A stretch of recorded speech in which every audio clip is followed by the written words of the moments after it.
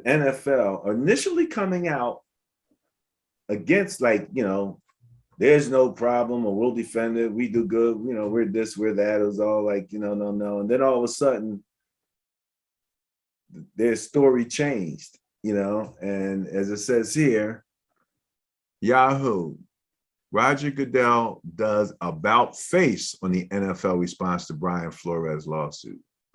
Now, let me say this much. Again, people have to remember there's the NFL corporation, and then there's the teams. Right. And the NFL corporation is there to support the teams, but by the same token, they make up their own minds on things, you know what I mean?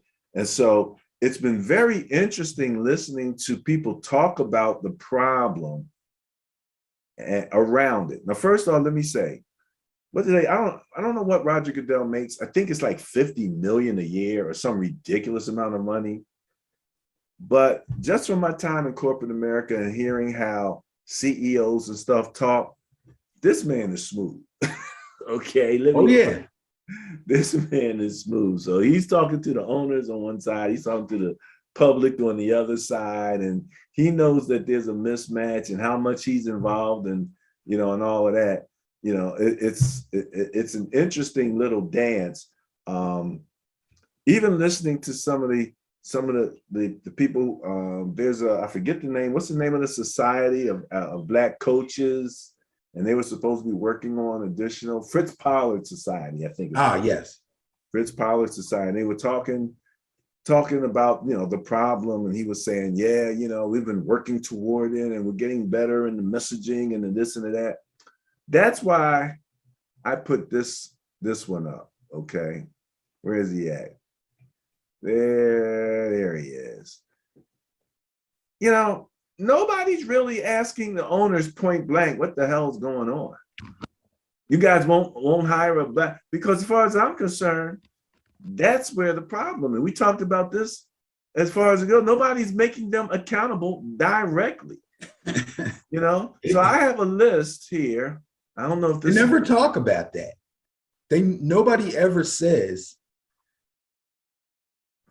the owners. They don't mention their names. They don't say, this team hired a white coach who is not nearly as qualified as several other Black coaches that are already working in the NFL and deserve this job. We wonder why Mr. So-and-so. They never go there. They really don't.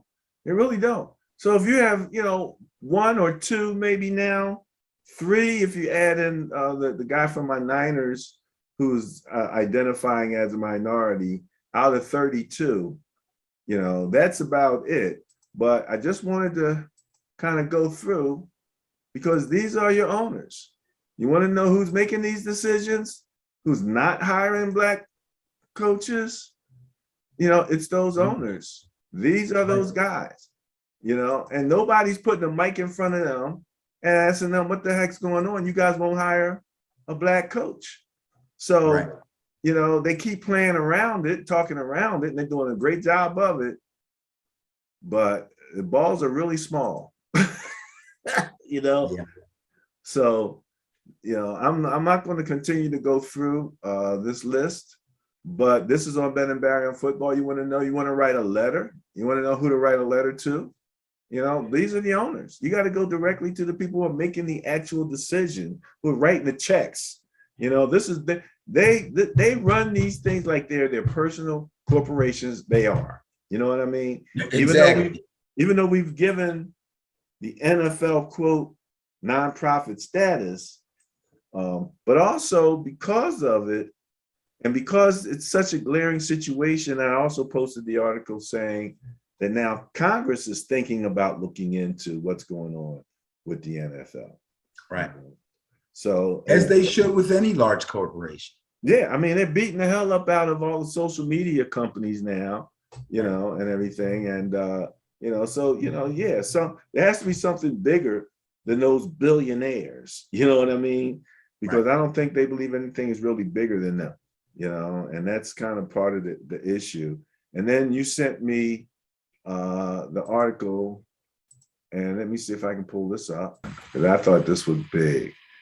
Byron Allen says he's preparing a bid for the NFL's Denver Broncos. Now, I don't know what all the process is, but I do believe that the other owners get to vote. Yes, they do. And it has to be a majority. And the term good old boys network has been used multiple times in reference to these owners. So just be aware. But the Denver Broncos right now they don't actually have an actual owner. The team is in a trust that was put together by the previous owner, Pat Bowlen, before he passed away.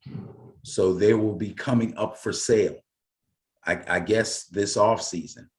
And I'm sure there's going to be a lot of other big money bidders out there. But this would be huge, especially now we're talking about, Black coaches and Black GMs.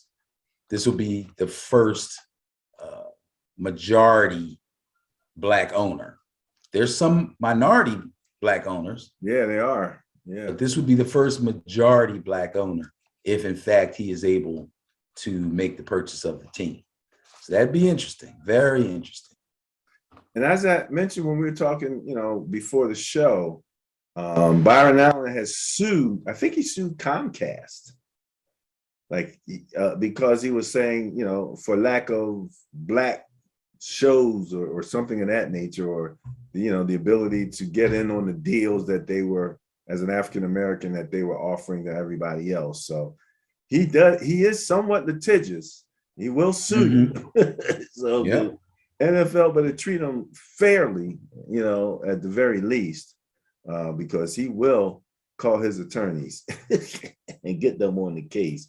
They're already involved in preparing the bid, I'm sure, anyway.